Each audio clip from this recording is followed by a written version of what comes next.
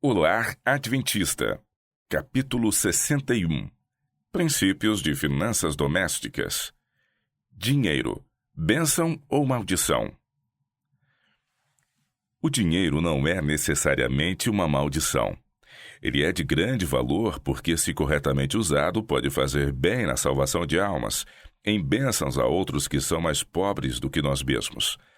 Mediante o uso inadequado ou desavisado, o dinheiro se tornará um laço para o seu possuidor.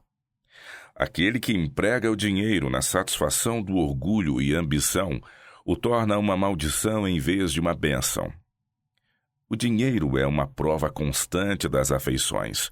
Quem quer que adquira mais do que o suficiente para suas necessidades reais deve buscar sabedoria e graça para conhecer o próprio coração e guardá-lo diligentemente para que não tenha necessidades imaginárias e se torne mordomo infiel, usando com prodigalidade o capital que o Senhor lhe confiou. Quando amamos a Deus acima de tudo, as coisas temporais ocuparão seu lugar certo em nossas afeições. Se humilde e ferventemente buscarmos conhecimento e habilidade para fazermos reto uso dos bens do Senhor, receberemos sabedoria do alto. Quando o coração se inclina para suas próprias tendências e preferências, quando é acariciar o pensamento de que o dinheiro pode conferir felicidade sem favor de Deus, então o dinheiro torna-se um tirano governando o homem, recebe sua confiança e estima e é adorado como um Deus. Honra, verdade, retidão e justiça são sacrificados sobre seu altar. Os mandamentos da palavra de Deus são postos de lado e os costumes e usos do mundo, ordenados pelo rei Mamon, tornam-se um poder controlador. Buscar a segurança do lar próprio. Se as leis dadas por Deus tivessem continuado a ser praticadas, quão diferente seria a presente condição do mundo, tanto moral como temporal e espiritualmente. Egoísmo e exaltação próprios não seriam manifestados como agora, mas cada um manifestaria bondosa consideração pela felicidade e bem-estar de outros. Em vez das classes mais pobres serem postas sob o tacão dos ricos, em vez de terem o cérebro de outro para pensar e planejar por eles em coisas temporais e espirituais, teriam alguma oportunidade para independência de pensamento e ação.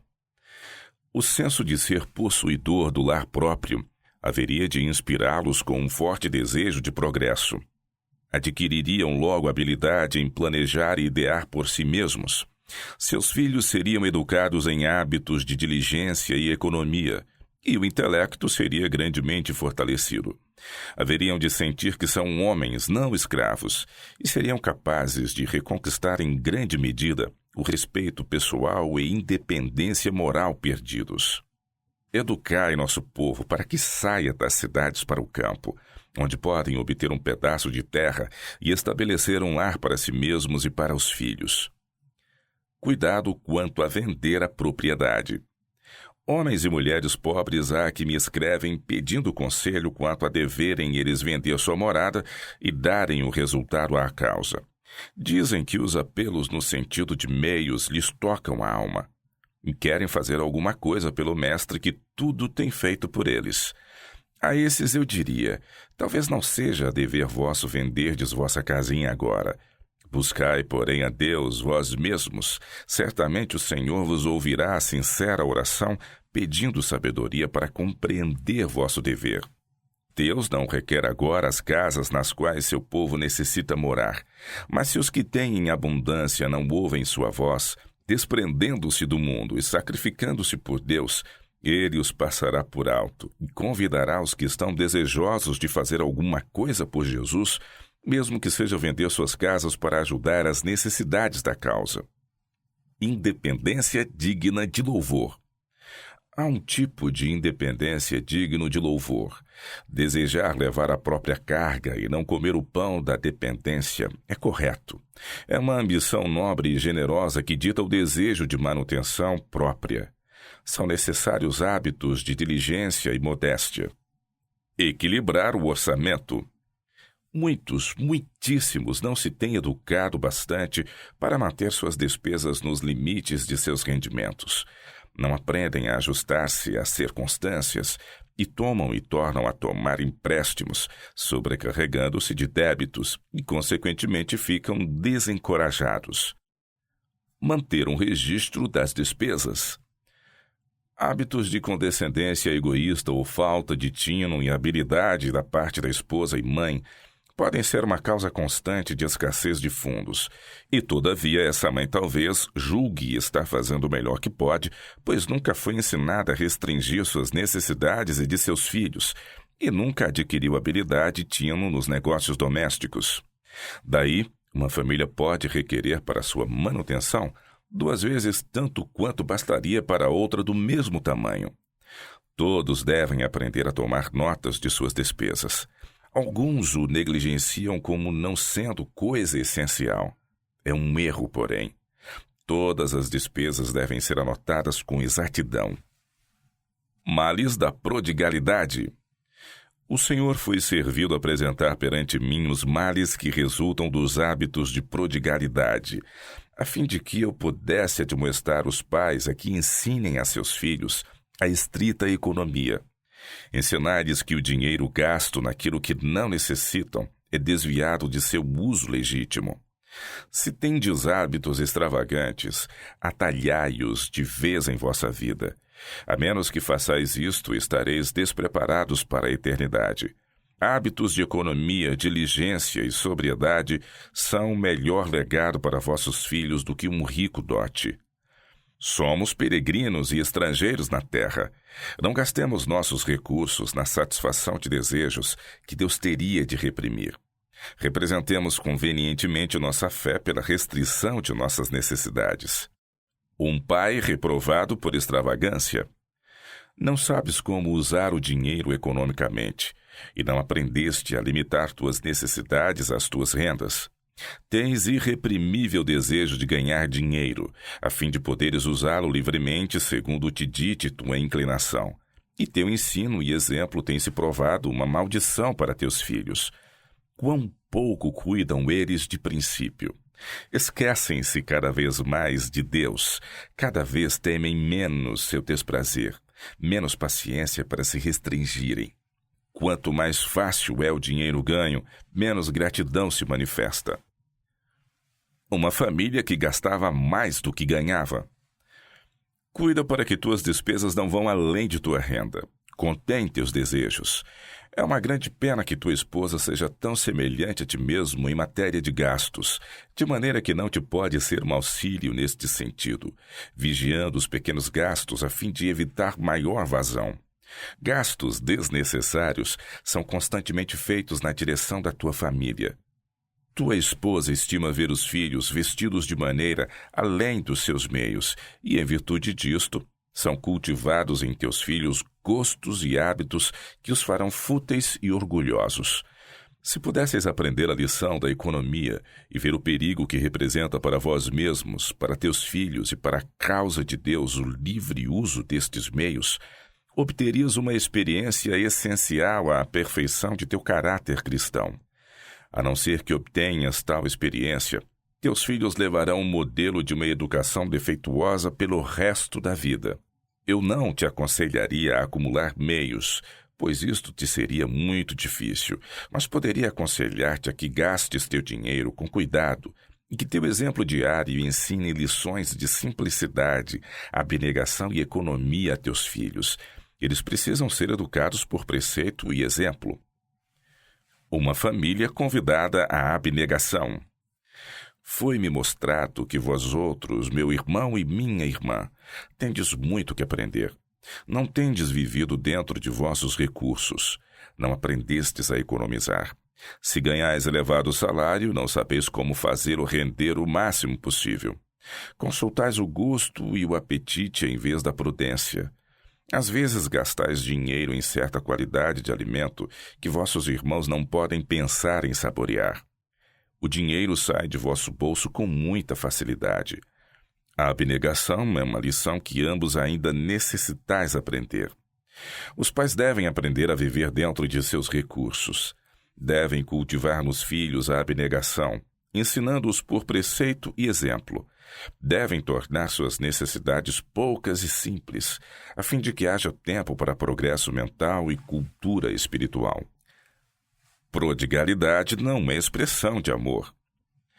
Não ensineis vossos filhos a pensarem que vosso amor a eles deva manifestar-se pela satisfação do seu orgulho, prodigalidade e amor à ostentação. Não há tempo agora para idear maneiras de gastar o dinheiro. Empregai as vossas faculdades inventivas para tratar de economizá-lo. Economia e generosidade. A tendência natural da juventude neste século é negligenciar e desprezar a economia e confundi-la com mesquinhez e estreiteza.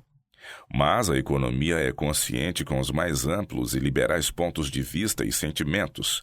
Não pode haver verdadeira generosidade onde a economia não é praticada. Ninguém deve pensar ser indigno estudar economia e o melhor meio de cuidar dos fragmentos. Economia exagerada. Deus não é honrado quando o corpo é negligenciado ou maltratado, ficando assim incapaz para seu serviço. Cuidar do corpo, proporcionando-lhe comida saborosa e revigorante, é um dos principais deveres dos pais de família. É muito melhor usar roupas e mobília menos caras do que restringir a provisão de alimento. Alguns chefes de casa poupam na mesa da família a fim de proporcionar dispendiosa hospedagem às visitas. Isto não é sábio. Deve haver maior simplicidade na hospedagem. Dê-se primeiro atenção às necessidades da família. Uma economia destituída de sabedoria e os costumes artificiais impedem o exercício da hospitalidade onde é necessária e quando seria uma bênção. A quantidade regular de alimento deve ser de maneira que se possa receber de boa vontade o inesperado hóspede, sem sobrecarga para a dona de casa, com preparativos extras. Nossa economia nunca deveria ser daquela espécie que leve a alimentar os alunos de modo deficiente. Eles devem ter abundância de alimento saudável. Ajuntem, porém, os encarregados da cozinha às sobras para que nada se perca. Economia não significa mesquinhez, mas prudente dispêndio de recursos, porque há grande obra a ser feita. Prover conforto que alivie a carga da esposa. A família do irmão vive de acordo com os princípios da mais estrita economia.